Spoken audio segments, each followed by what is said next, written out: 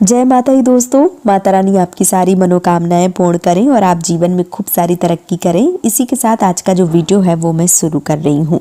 दोस्तों आज के वीडियो में मैं बात करने वाली हूँ त्रिवेणी संगम से लाए हुए जल के बारे में।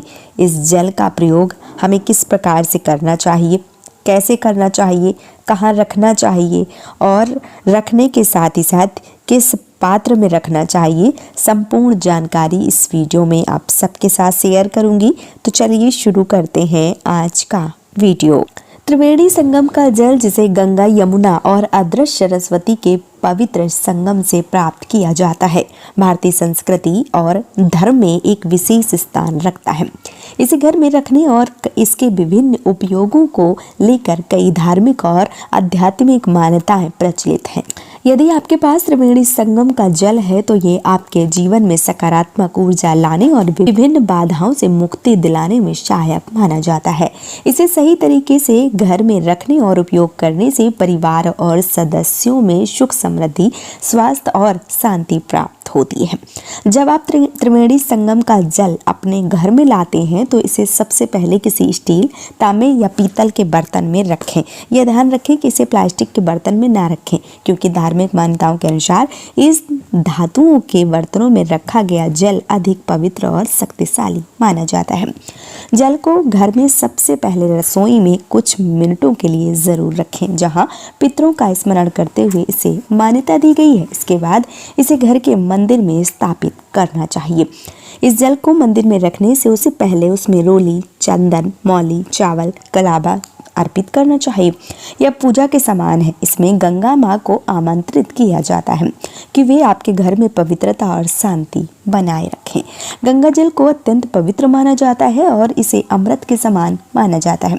चाहे घर में कोई भी धार्मिक अनुष्ठान हो या सामान्य दिन, गंगा जल का छिड़काव घर की पवित्रता बनाए रखने के लिए किया जाता है। मान्यता है कि गंगा जल का संपर्क किसी भी अपवित्र स्थिति में भी इसे दूषित नहीं करता है। जैसे घर में मृत्यु भोज, सूतक या मासिक धर्म की, इसके बावजूद गंगा का प्रयोग किया जाता है। इसके बावजूद गंगा जल अपनी पवित्रता बनाए रखता है और इसे उपयोग करने में कोई दोष नहीं लगता है। शुद्धिकरण के लिए त्रिवेणी संगम पर जल घर में नकारात्मक ऊर्जा और बुरे प्रभावों से दूर करने के लिए उपयोग में लाया जाता है।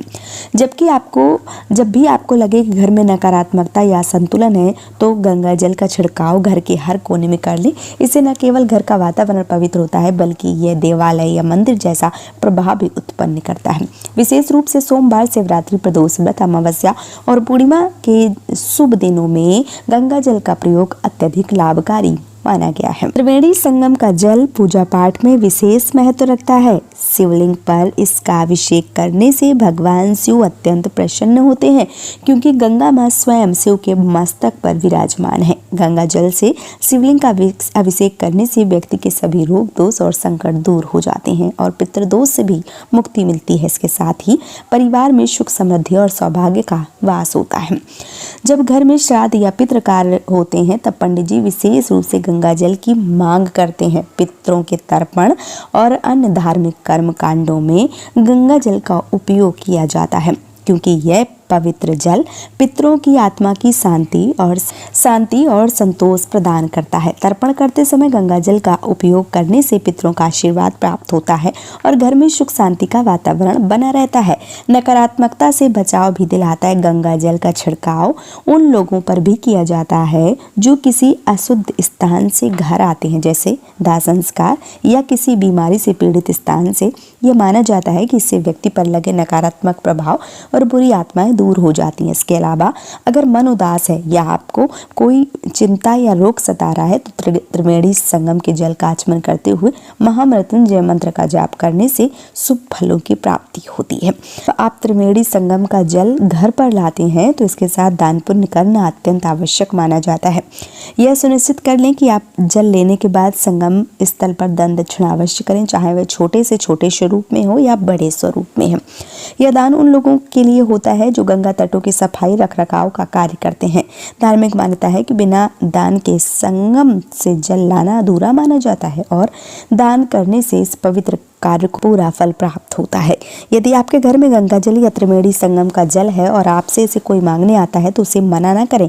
भले ही थोड़ी मात्रा में दें, लेकिन इसे बांटने से सुख और सौभाग्य की प्राप्ति होती है। इसे बांटने से अमृत बांटने के समान फल की प्राप्ति होती है और जितना अधिक इसे बांटेंगे उतना आपके जीवन में सुख, समृद्धि और सौभाग्य बढ़ेगा। इसके साथ ही साथ त्रिवेणी संगम का जल अत्यंत पवित्र है, शक्तिशाली है। घर में सही ढंग से इसको स्थापित करना चाहिए। पूजन अर्चन में इसका प्रयोग अवश्य करना चाहिए। इससे घर में सकारात्मकता आती है, सुख, शांति और समृद्धि का वास होता है। चाहे वह रोग दोष हो या पितरों का आशीर्वाद हो, नकारात्मक ऊर्जा हो, सबके लिए काफ़ी ज़्यादा फायदेमंद है। त्रिवेणी संगम का जल हर दृष्टि से लाभकारी होता है। इसे धार्मिक कर्मकांडों में विशेष स्थान दिया गया है। इसे बांटने से आप स्वयं सुख और सौभाग्य के भागी बनते हैं। तो आप भले ही आप संगम से जल लाए हैं। अब यहाँ पे मैं कुछ चीज़ें और बोलना चाहूँगी। अगर मान लीजिए कि आप त्रिवेणी संगम नहीं जा पाए हैं, आपको किसी ने दिया है, तब भी आप अपने जल को लें और घर के मंदिर में रखें। और किसी विशेष तिथि जैसे पूर्णिमा हो गया, अमावस्या हो गया, प्रदोष हो गया, या कोई महाशिवरात्रि व्रत हो गया, या दिवाली हो गया, होली हो गया, ऐसे पवित्र या शुभ या बड़े त्योहारों में गंगा जल का छिड़काव कीजिए। आपके घर में लड्डू गोपाल हैं तो उनका स्नान करवाइए इसी जल से। शिवलिंग है अगर आपके घर में तो उनका भी अभिषेक करवाइए। इसके साथ ही साथ जब आप किसी मान लीजिए कि कोई शुभ कार्य करवा रहे हैं जैसे पूजा पाठ इत्यादि, तो गंगा जल का छिड़काव करवाइए उस जगह को पवित्र करने के लिए।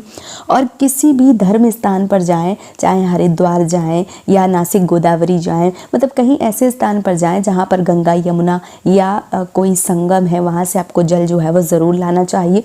और बहुत सारे लोग रज भी लेके आए हैं, यानी कि मिट्टी लेके आए हैं संगम से, तो उसे अपने जो आपका घर का गमला है जिसमें आपने तुलसी बो रखी है उसमें थोड़ी सी रज डालना चाहिए, अपने माथे पे लगाना चाहिए। घर के जो सदस्य नहीं गए हैं उनको भी जो रज है वो माथे पर लगानी चाहिए।